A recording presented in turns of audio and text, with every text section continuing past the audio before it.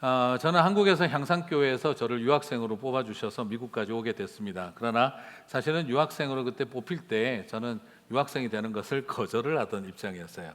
왜냐하면 신학교 교수님들에게 추천을 받아서 제가 공부를 마치고 돌아오면 그 케이스는 신학교 교수가 될 수 있는 상황이었습니다.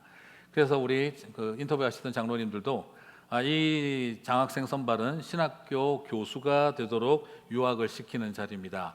그래서 목사님이 이 일에 또 최종 2명 후보로 되었는데 한 분은 누가 될지 모르지만 그분이 여러분 기도하시기를 바랍니다 했을 때, 그래서 제가 말씀을 드렸어요.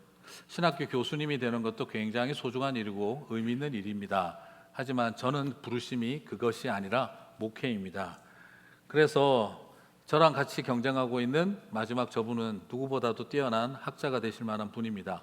그러므로 저는 목회자가 되고 싶습니다. 그래서 최종 후보로까지 뽑아주셨지만 죄송합니다. 저는 어떤 비전을 가지고 계십니까? 물어보시길래 저는 목회자로서 언젠가 통일이 되면 김일성 대학에 가서 복음을 전하고 설교하는 게 제 꿈입니다.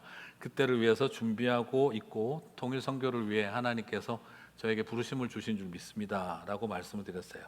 그 사이에 공부하고 목회를 배우고, 그리고 제가 미국 플러에 와서 만약 공부를 하게 되어지면 저는 그때도 어떻게 하면 평화운동이 이상적 운동이 아니라 실질적인 운동이 될 수 있는지를 논문으로 쓰려고도 했었고요. 그리고 교회는 선교하는 교회, 장애인과 함께하고 소외되고 약한 자들이 함께할 수 있는 교회, 평화를 추구하는 교회 운동을 하고 싶다라고 말씀을 드렸습니다. 그래서 저는 당연히 유학생으로 뽑히지 않을 거라고 생각했는데, 그런데 또 저를 뽑아주셔서 미국까지 오게 됐죠. 그때 담당하셨던 장로님은 마지막 헤어질 때 저에게 목사님 통일선교 잘 감당하게 되시기를 바랍니다 축복해 주셨고, 그 장로님은 지금 선교지에 가 계셔서 선교사가 되셨습니다. 저는 이런 만남 속에서 저희 교회에 오게 되어졌어요. 그래서 저는 이런저런 일들이 있었지만 한국 대형 교회에서 가는 담임 목사의 자리보다 이 민교회를 섬기고 잘 은퇴해서, 그래서 언젠가 또 하나님께서 부르심이 있다면 그 부르심에 부응하고 싶은 것이 저의 기도의 제목입니다. 그래서 저는 오랫동안 북한을 위해서 기도해 왔었어요. 그리고 특별히 저희 교회 담임으로 부임하자마자 6개월 만에 우리 교회에서 처음으로 파송한 평신도 선교사셨던 정황호 선교사님이 북한 땅에 그곳에 가서 고아들을 위해서 시설을 해주고 돌아오시다가 심장마비로 돌아가셨죠. 저는 하나님께서 저에게 큰 사인으로 도전을 주셨다고 생각을 합니다. 왜냐하면 우리 교회 평신도 1호 선교사가 북한에 심장을 들이셨고, 그리고 담임 목사로 부임한 지 6개월 만에 그 일을 겪게 하신 것은 하나님의 뜻인가 보다. 저는 그 마음을 가슴에 품고 계속해서 북한을 놓고 기도해 왔습니다. 제 방에 많은 분들이 들어왔다 갔다 하셨지만 잘 기억을 못 하시더라고요. 제 방에 저 한반도 지도가 늘 있고, 그리고 북한의 행정구역을 놓고 저는 늘 북한 땅을 위해서 기도하고 있습니다. 제 방에는 세계 지도는 없어도 저 북한이 포함되어 있는 한반도 지도는 늘 가지고 있고 그것을 위해서 기도하고 왔었어요.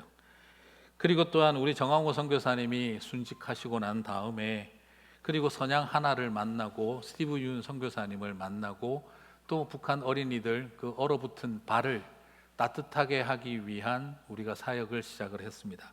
팬데믹 때문에 잠시 중단되어졌지만 그 일을 계속해서 이어왔는데, 또 여러분 또 잘 모르시겠지만 그 스티브 윤 선교사님의 아버님이 또 우리 교회를 출석하셨어요.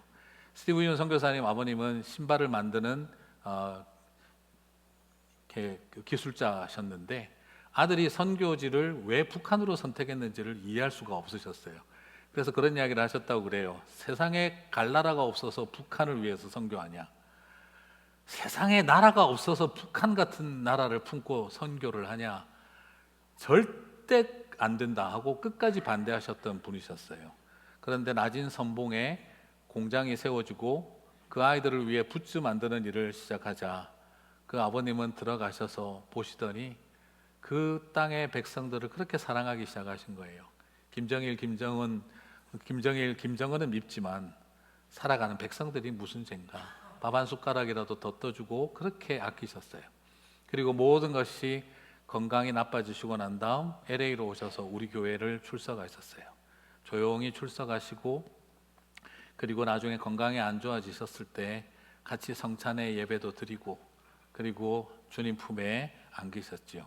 그리고 우리 교회에서 마지막 장례 예배도 지냈었습니다.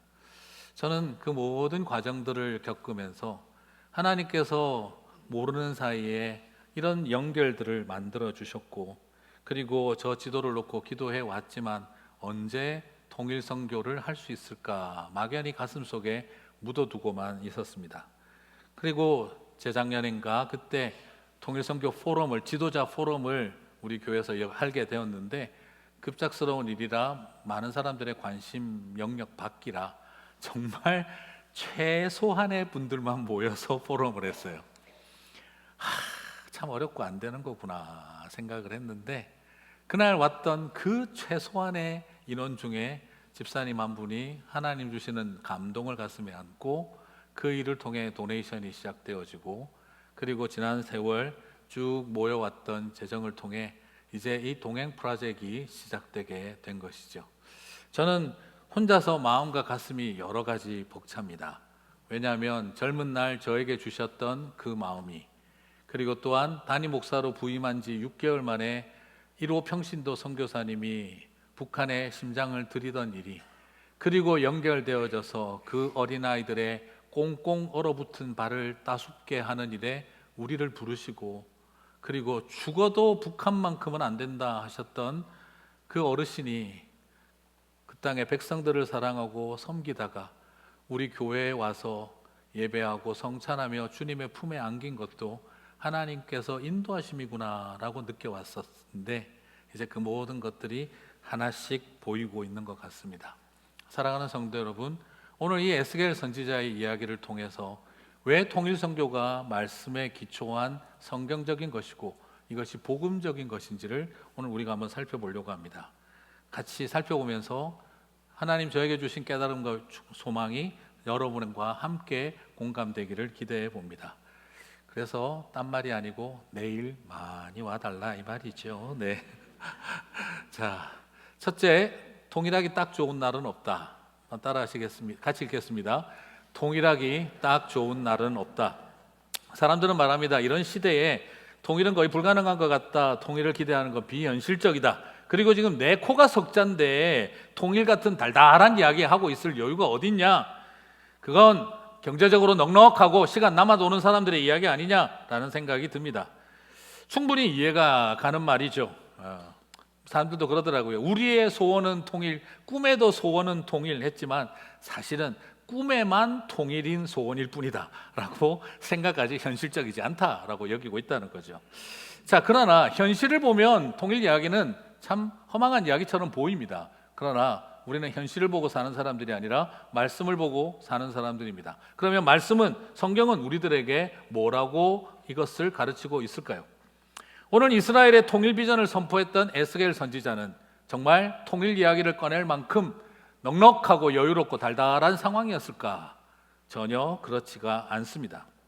오늘 본문의 시작인 에스겔서 37장 1절을 보면 우리가 잘 아는 본문의 내용입니다. 여호와께서 권능으로 내게 임재하시고 그의 영으로 나를 데리고 가서 골짜기 가운데 두셨는데 거기 뼈가 가득하더라. 오늘 계시록 에스겔 37장의 이 이야기는요, 우리가 잘 알고 있는 마른 뼈도 살아날 수 있다 하는 그 메시지가 첫 출발점에 있어요. 다시 말씀드리면 에스겔이나 이스라엘의 영적 상황, 유다의 영적 상황이 골짜기에 던져진 마른 뼈다귀 같은 상황이었었다 이 말입니다. 포로로 잡혀가서 바벨론에게 완전히 망하고 난 다음에 포로로 끌려간 백성들 사이에 있었던 선지자가 바로 에스겔입니다. 패망한 나라의 백성입니다. 그리고 하늘이 무너진 것을 경험했습니다. 빼앗긴 조국이 어디에 있는지, 빼앗긴 들판에도 봄은 오는가 하는 질문이 던져지는 상황이었습니다. 과연 하나님이 계신다면 이런 일이 왜 일어나는가 하는 질문이 생기는 상황이었던 것이죠. 나라 잃은 백성이 되어 노예로 끌려온 절망적인 상황입니다. 자기 한 몸도 건사하기 힘든 상황이었어요. 그런 자리에서 하나님은 이야기하십니다. 해방이 될 수 있을까? 다시 독립할 수 있을까? 우리는 조국으로 돌아갈 수 있을까? 해방이 가능하고 구원이 가능할까? 하는 질문이 생기는데 주님은 통일 이야기를 하고 있었다 하는 것입니다. 자, 무슨 말이냐? 나라도 없는데 무슨 통일 이야기냐? 하나님, 나라부터 독립시켜 놓고, 나라부터 해방시켜 놓고, 우리부터 구원시켜 놓고, 통일 이야기는 그 다음 이야기를 하셔야죠. 할 만한 상황인데, 하나님은 포로로 잡혀있던 그들에게 해방 이야기를 하시지 않고 통일 이야기부터 하시더라는 거예요. 사랑하는 성도 여러분, 오늘 이것을 통해서 발견되는 도전은 바로 무엇입니까? 우리는 해방될 수 있을까? 우리는 구원받을 수 있을까? 그러나 주님은 오히려 이스라엘이 다시 하나 될 수 있을까를 질문하고 계셨다는 것입니다. 논리적인 순서는 해방되고 통일입니다.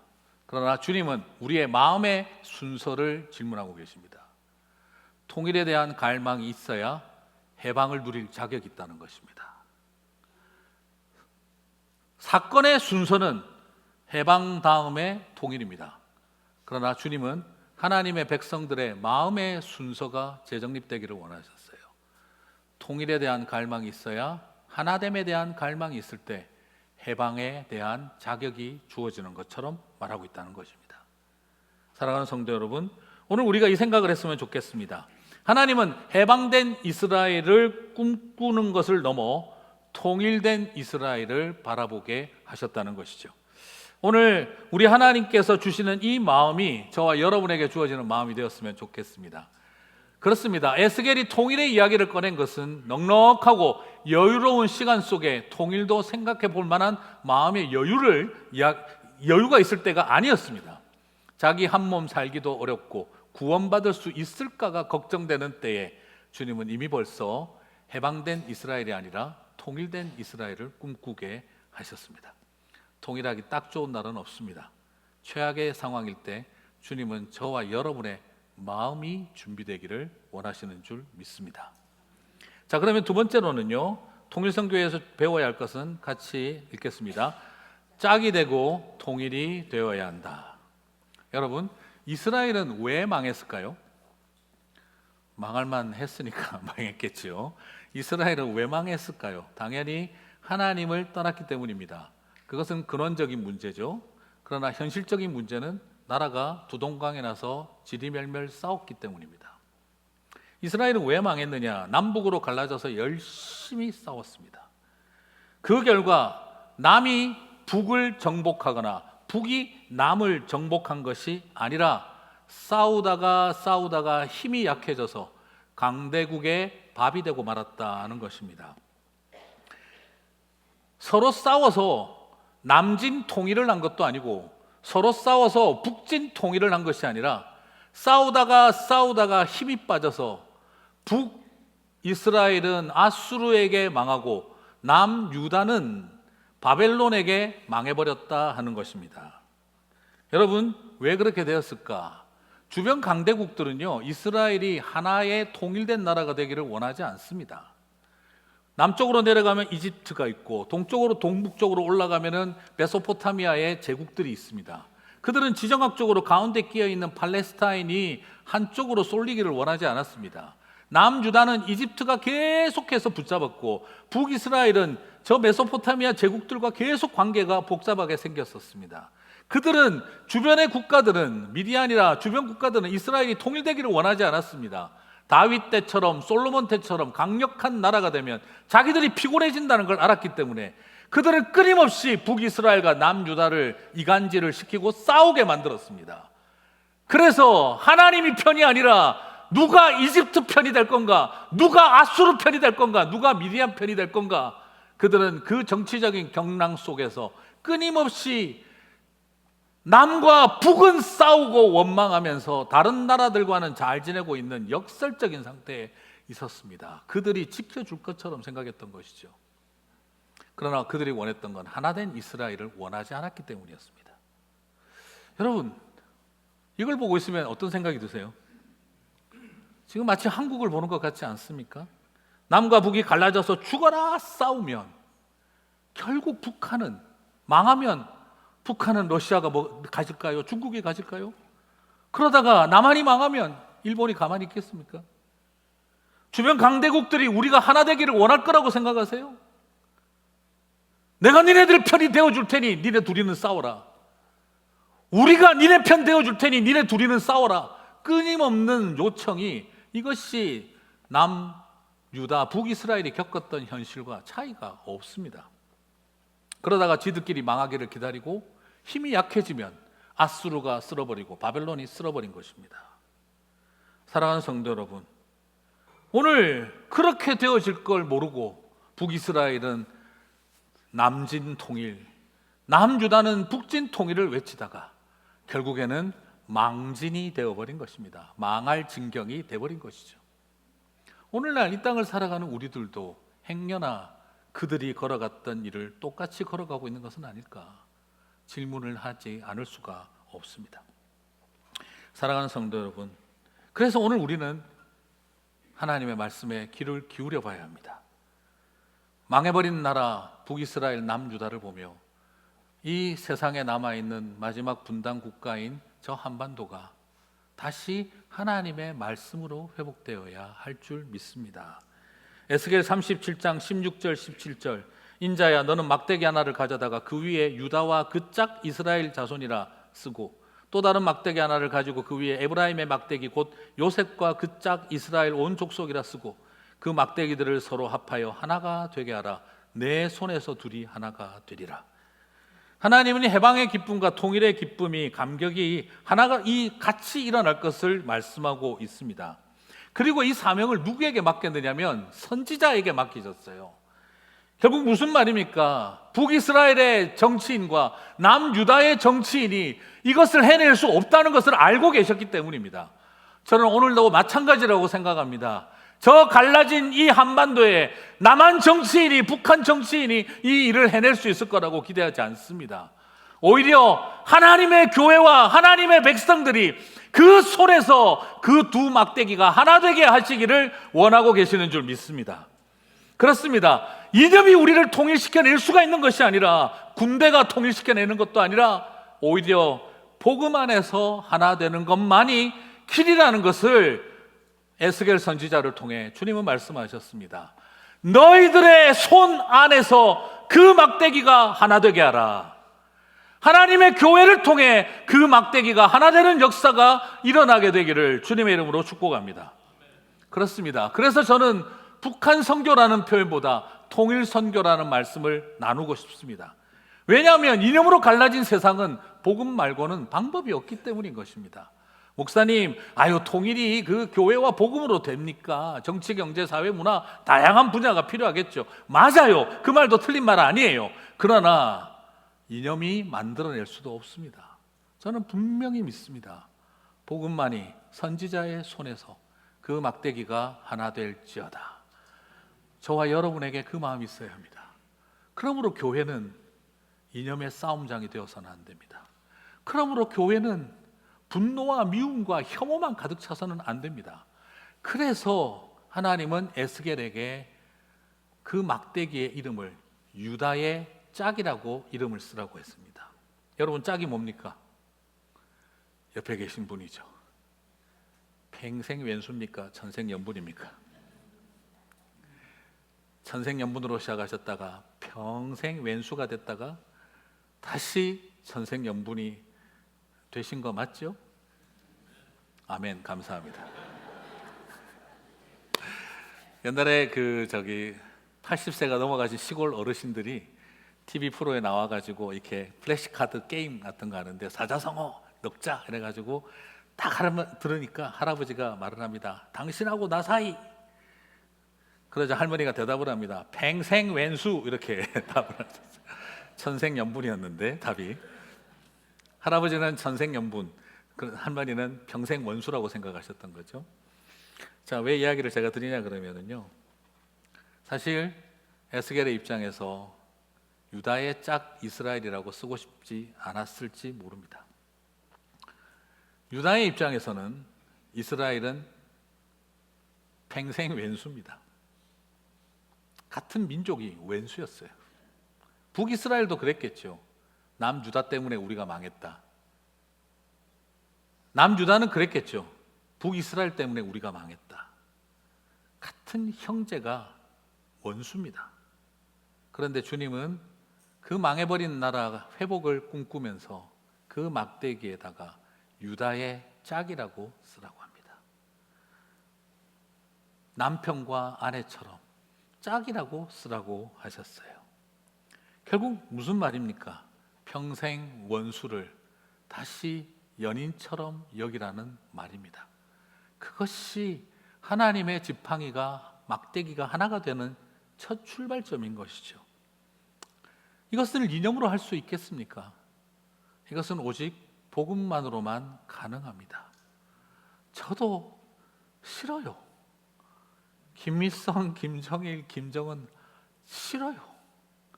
그냥 거기 가서 동상만 봐도 짜증나요.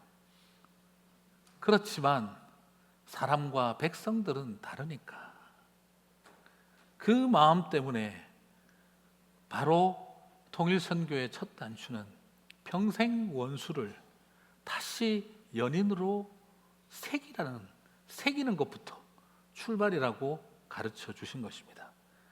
사랑하는 성도 여러분, 이것은 이념으로 가능한 것이 아니라 경제적인 넉넉함으로 가능한 것도 아니라 오직 십자가 복음만으로 가능한 줄 믿습니다. 그래서 선지자의 손에서, 교회의 손에서 그 원수된 관계를 짝이라고 부르며 다시 사랑을 시작하겠다는 결단이 있을 때 통일선교의 출발점이 열리게 될 줄 믿습니다. 세 번째로 통일선교는 통일을 소원해야 해방이 된다는 것을 알아야 합니다. 논리적으로는 제국으로부터 해방이 되어야 통일이 되는 게 맞습니다. 사건과 세상의 이치는 해방되고 통일되는 겁니다. 하지만 주님은 해방보다는 통일의 마음의 순서는 통일에 대한 갈망, 하나됨의 갈망을 먼저 갖기를 원하셨습니다. 왜요? 왜 그렇게 하셨을까요? 실컷 해방시켜 놓으니 또 싸운다, 이 꼴을 보고 싶지 않으신 것입니다. 근데 참 신기한 건 뭘까요? 다 죽어가는 사람들을 살려놓으니 또 죽어라 싸운다, 이 말입니다. 주님이 그것을 슬퍼하시는 거예요. 구원이 나쁜 것이 아닙니다. 겨우 구원받게 해놨더니 끝까지 싸우더라는 거예요. 아니, 실제로 우습지만 우리가 그렇게 하고 있습니다. 죽어가는 사람들을 영혼을 살려놨더니, 교회로 모아놨더니 죽어라 죽어라 싸우고 있는 거예요. 하나님의 자녀가 되라고 형제와 자매를 불러 모아놨더니 한 집안에서 죽어라 싸우고 있는 거예요. 주님이 도대체 왜 구원받게 했는지, 내가 저들을 왜 살려놨을까 하는 생각이 들 정도인 것입니다. 그렇기 때문에 주님은 원하신 겁니다. 싸우는 그 꼴 보고 싶지 않아서 싸우다가 망했는데 구원시켜놨더니 또 싸우면 어떡하냐. 그러므로 주님은 말씀하시는 거예요. 제발 하나됨을 회복하라고, 마음의 순서가 정리되어지라는 것입니다. 이것이 하나님의 원리인 거예요. 그럴 때 너희들에게 구원이 임하고 해방이 임한다. 에스겔 37장 21절 22절. 그래서 그 통일에 대한 갈망을 갖게 하시고 난 다음 말씀하신 겁니다. 그들에게 이르기를, 주의 여호와께서 이같이 말씀하시기를, 내가 이스라엘 자손을 다 함께 읽겠습니다. 잡혀간 여러 나라에서 인도하며 그 사방에서 모아서 고국 땅으로 돌아오게 하고 그 땅 이스라엘 모든 산에서 그들이 한 나라를 이루어 한 임금이 모두 다스리게 하리니 그들이 다시는 두 민족이 되지 아니하며 두 나라로 나누이지 아니할지라. 여러분, 오늘 우리가 바라봐야 합니다. 주님, 이것은요, 하나 되기를 바라시는 마음은요, 이것이 목적이라는 걸 보여주고 있습니다. 여러분, 주님의 소원은 해방이 아닙니다. 주님의 소원은 해방이 아니라 통일입니다. 통일을 위해서 해방이라고 하는 징검다리를 거쳐가는 것입니다.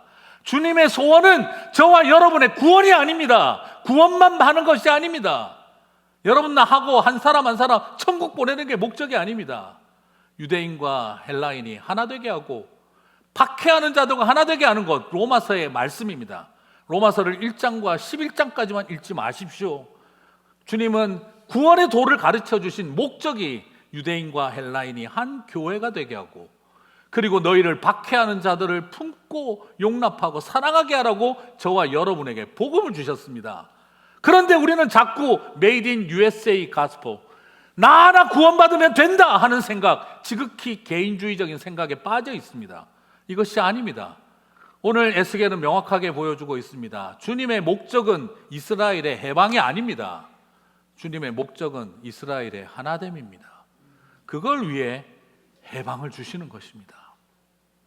주님은 저와 여러분을 구원시키십니다. 왜요? 하나된 공동체를 이루고 우리를 박해하는 자들을 품어내고 사랑하라고 부르신 거지, 나 하나 구원시키려고 찍어내신 게 아닙니다. 오늘 우리는 이 착각으로부터 빨리 벗어나야 합니다. 이것이 예수님의 가르침이고 바울의 가르침이고 에스겔의 정신입니다. 여러분, 그러므로 우리의 소원이 통일이 아니라 주님의 소원이 하나됨입니다.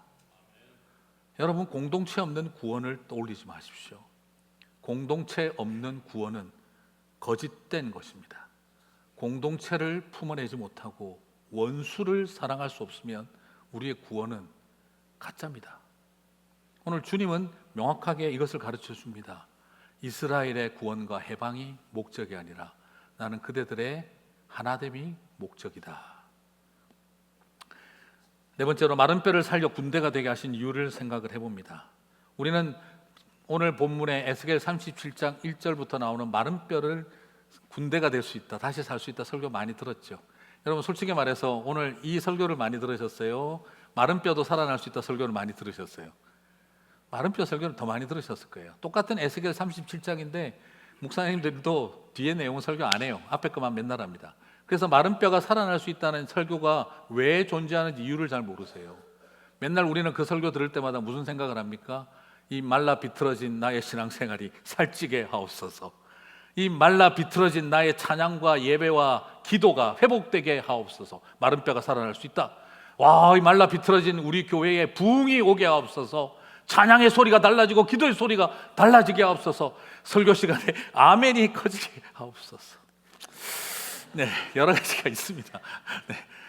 주님은 그런 것을 우리들에게 원하지 않았습니다. 오늘 힘 빠진 기독교가 흥왕하게 하옵소서. 마른 뼈도 살아날 수 있다, 그런 의도가 아닙니다. 마른 뼈가 살아날 수 있다, 그것은 바로 힘을 얻어 해방된 나라의 통일을 이루라고 우리를 마른 뼈에서 살리신 것입니다. 기껏 마른 뼈에 살려서 군대 만들어 놨더니 지네들끼리 또 싸우는구나. 여러분, 이스라엘이 왜 마른 뼈가 되었습니까? 남과 북 갈라져서 싸우다가 마른 뼈가 됐습니다. 또 싸우라고 군대가 되게 하신 것이 아닙니다. 다시 하나된 나라를 이루는 하늘 군대 되라고 마른 뼈를 살려놓으신 것입니다. 사랑하는 성도 여러분, 오늘 싸우라고 다시 살린 군대가 아니라 하나 되라고 다시 살린 군대라는 것을 기억하며 힘을 얻고 능력 얻어 싸우지 말고 힘을 얻고 능력 얻어 평화를 이루고 화평을 이루라는 것이 저와 여러분을 마른 뼈에서 일으키신 목적인 줄 믿습니다. 사랑하는 성도 여러분, 그 길을 가게 되시기를 바랍니다. 저는 오늘 왜 제가 통일 선교를 하는지 이제 말씀을 다 드렸습니다. 그냥 온정주의적인 태도로, 승리주의적인 태도로 어떤 이념적인 목적을 가지고 이 일을 하자는 것이 아닙니다. 뭔가 새로운 프로그램이 필요해서 하자는 것도 아닙니다. 제 방에 한반도 지도를 붙여놓고 오랜 10월 기도하면서 언젠가 이 마음 함께 동할 수 있는 성도들, 그리고 그 열정, 그리고 이 교회를 시작할 때 정황호 선교사님의 심장을 드렸던 그 기억을 저는 잊을 수가 없기 때문입니다. 이제 하나님께서 이 일을 시작하신 줄 믿습니다. 제가 왜 쿠바에 가서 열심히 또 목회자들 양육을 했겠습니까? 한 명이라도 거기서 선교사, 북한 선교사가 나왔으면. 그리고 올해는 쿠바를 못 가게 되었지만 브라질로 가려고 합니다. 최근에 브라질에서 많은 북한 선교사들이 나오고 있기 때문입니다. 브라질 교회에 부흥이 일어나고 선교사가 파송되고 있습니다. 전 세계에서 선교사를 두 번째로 많이 보내는 나라는 더 이상 한국이 아닙니다. 바로 중국과 브라질 교회가 선교사를 보내고 있습니다. 그 중에서 북한의 선교사가 되겠다고 헌신하는 많은 브라질 현지인들이 있습니다. 저는 이번에 가서 1.5세, 2세 사역자들과 만나서 어떻게 하면 그분들 중에 헌신한 사람이 있다면 우리가 탈북민 교회랑 연결시켜주고 숭실대와 이런 곳들과 연결도 하고 함께 그 꿈을 꿀 수 있을지를 보고자 합니다. 사랑하는 성도 여러분, 이런 어떤 많은 것들에 대한 소망이 제 마음속에 있습니다. 저는 이 일에 함께 기도해 주시고 함께 꿈을 꿨으면 좋겠습니다. LA에서 가나 공방을 하시는 김성환 목사님이 만든 화목의 십자가가 있습니다. 우리 목사님이 1.5세인데 백두산에 갔다가 자작나무를 얻고 그리고 한라산에 삼나무를 가지고 와서 백두의 자작나무와 한라의 삼나무가 서로 부둥켜 안는 화목의 십자가를 만들었습니다. 저는 저걸 보면서 참 많은 은혜를 받았어요. 그냥 혼자 생각해 봅니다. 저 십자가는 벌거벗었습니다. 치장하고 숨기고 포옹한 것이 없습니다. 그냥 벌거벗은 상태에서 서로 만납니다. 우리를 만들어 왔던, 꾸며왔던 많은 경제, 이념, 많은 것들을 다 벗어버렸습니다. 벌거벗었으나 부끄러워하지 않았던 태초의 모습입니다. 저 십자가는 또한 십자가를 만들기 위해 깎여 나아간 톱밥들로 그 안에 담아두었습니다. 예쁘고 멋진 장식이 아니라 저 십자가를 만들기 위해 깎아내고 걷어낸 톱밥들이 모여서 그 십자가를 감싸고 있습니다. 다시 말하면 저 화목의 십자가를 만들기 위해서는 잘려나가고 깎여가고 베어지고 그리고 벗겨져야 할 것들이 있다는 뜻이겠죠. 그렇게 잘려나간 것이 있을 때 화목의 십자가는 만들어지는 것이 아니겠나 싶습니다. 그래서 저 뚜껑을 처음 열었을 때 저는 백두의 냄새와 한라의 냄새가, 자작나무와 삼나무의 냄새가 어우러져서 하나의 향이 되어 제 안에 들어올 때 그 감격을 잊을 수가 없습니다. 그곳에서는 깎여나간 십자가에서 깎여나간 나무가 있는 톱밥이 있는 곳에는 피비린내가 나지 아니하고 향기가 가득합니다. 사랑하는 성도 여러분, 우리가 그렇게 깎여나가 화목의 십자가를 이루기 위해 내가 자르고 벗기고 깎아야 할 것들을 바라봤으면 합니다. 그것은 피비린내가 아니라 향기가 될 줄 믿습니다. 가족들과 함께 화목의 십자가를 만들어 보십시오. 교회가 함께 모여 화목의 십자가를 만들어 보십시다. 그럴 때 우리는 피비린내가 아닌 향기가 가득한 것을 보게 될 줄 믿습니다. 이제 우리 교회가 말씀을 마무리하겠습니다. 북한 땅에 도시를 품고 기도하는 일을 좀 시작했으면 좋겠습니다. 저는 탈북한 교회 지도자들과 계속 관계를 만들어가고 싶습니다. 처음엔 탈북민으로 불렀고 한때는 세터민이라고 부르고 그러나 이제는 통일인이라고 부르고 싶습니다. 그들은 그저 탈북한 사람들, 세터민들이 아니라 우리와 똑같은 코리안 디아스포라, 그리고 또한 통일을 이루어가기 위한 씨앗이고 불씨가 되리라고 저는 믿습니다. 그분들과 함께 기도했으면 좋겠습니다. 여러분, 토요일 새벽에 주찬미 목사님이 그 30명 채 안 되는 탈북인 교회가 북한 땅에 교회를 세울 날을 바라보며 자기들의 이름을 정하고 교인들이 그 교회를 책임지겠다고 기도하고 있다는 이야기를 우리가 들었어요. 저 지도를 보면서 저는 참 많은 생각을 했습니다. 우리가 같이 그런 헌신이 있었으면 좋겠습니다. 우리 목장 중에서도 그렇게 헌신하셨으면 좋겠어요. 저걸 위해서 목장도 좀 만들어 주세요. 네. 뭐라 그럴까요? 가나 청진 목장, 또 혹시 있으면 어떤데 한길 신의주 목장, 또 선청 개성 목장, 그렇게 만들어서 그 도시를 품고 기도하기를 시작했으면 좋겠어요. 스몰그룹 우리 중보기도 사역에서도 그런 일이 있었으면 좋겠어요. 그래서 좀 잘 준비해서 종족 입양하듯이 북한 도시를 내어놓고 우리 목자님들 소그룹 리더들에게 여러분 신청을 하라고 이야기하겠습니다. 그러면 같이 기도하고 우리 동행하는 저 여명교회 성도들과 함께 기도 제목 나누면서 함께 기도했으면 좋겠어요. 그래서 나중에 이 종족 입양하듯 도시 입양하고 같이 기도하다 보면 나중에 조국이 통일되는 그날 그 도시를 찾아가서 사랑하는 우리 형제 자매들이여, 내가 딴 건 못해도 그대들을 위해 기도했습니다 하며 찾아갈 도시가 있는 우리 성도님들이 되었으면 좋겠습니다. 나중에 청진에 가서 신의주에 가서 내가 이 도시를 품고 기도했습니다 라고 말할 수 있는 자리에 저와 여러분이 있게 되시기를 바랍니다. 그 사명을 감당하고 내 손에서, 기도하는 내 손에서 하나가 될지라. 그리고 바라봅니다. 화목의 막대기는 십자가입니다. 그리고 꿈꾸십시오. 한 임금이 다스리는 나라, 한 왕이신 하나님이 다스리는 그 나라 되게 해 주십시오. 그날이 오게 될 줄 믿습니다. 우리 다 함께 자리에서 일어나셔서 찬양하고 마치겠습니다.